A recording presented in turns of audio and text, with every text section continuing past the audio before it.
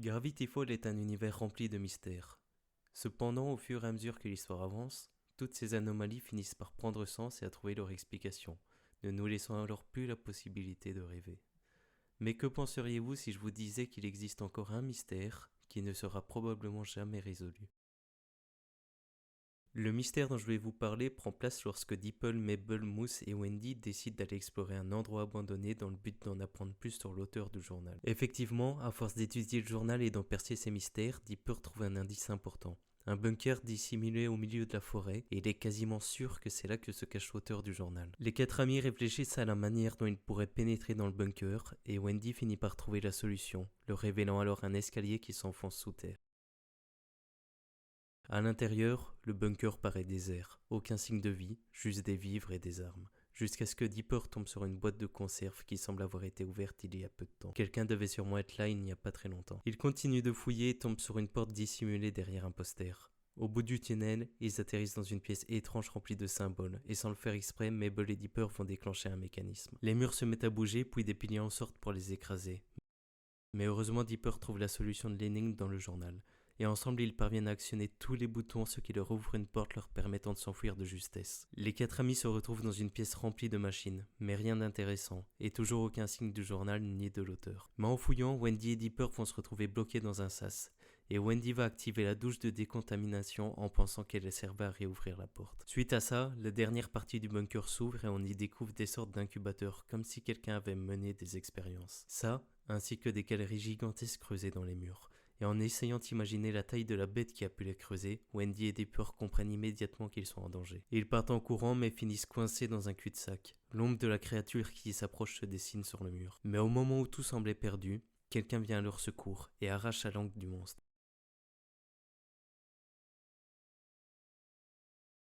Ça y est, ils l'ont enfin retrouvé, l'auteur du journal, mais l'homme leur dit qu'ils n'ont pas le temps de discuter, la créature va se régénérer et revenir les attaquer. Une fois à l'abri, l'auteur leur explique qu'il a créé une créature, un métamorphe pour être exact, un être capable de changer d'apparence à volonté. Sauf que la créature s'est échappée et il leur propose même de l'aider à l'attraper. Le truc c'est qu'il a fait des expériences sur cette créature. Et il avait noté plein d'informations qui leur seraient utiles dans son journal. Mais malheureusement, il l'a perdu il y a très longtemps. Mais, comme vous le savez déjà, Dipper lui possède un de ses fameux journaux et il peut enfin lui rendre. Tout est bien qui finit bien du coup. Ils vont pouvoir capturer la créature et Dipper pourra poser 1 milliard de questions à l'auteur sur les mystères qui entourent Gravity Falls. Sauf qu'il y a un détail qui cloche.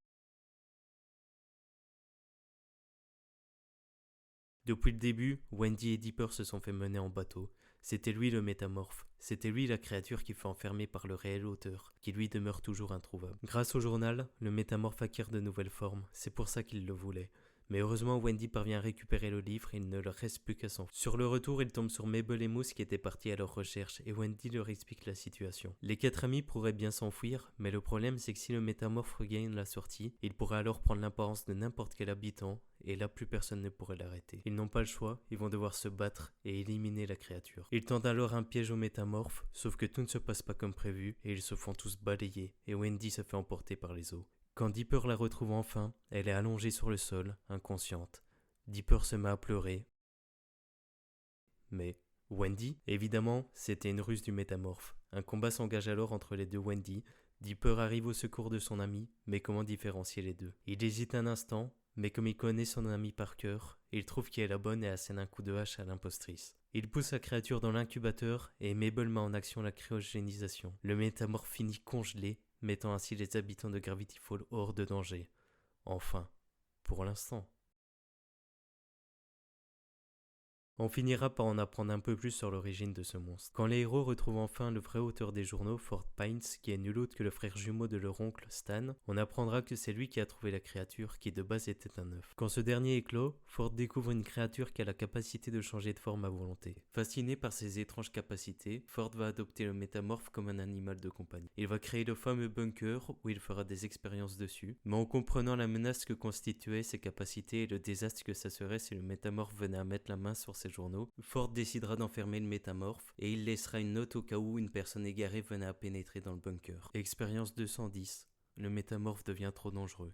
mis en stade cryogénique. Et voilà, c'est toutes les informations qu'on possède sur le métamorphe. Enfin, c'est peut-être pas si vrai que ça, car plus tard dans la série, Ford et Dipper vont faire face à un problème. Un portail interdimensionnel que Ford a mis au point a créé une brèche dans l'espace-temps.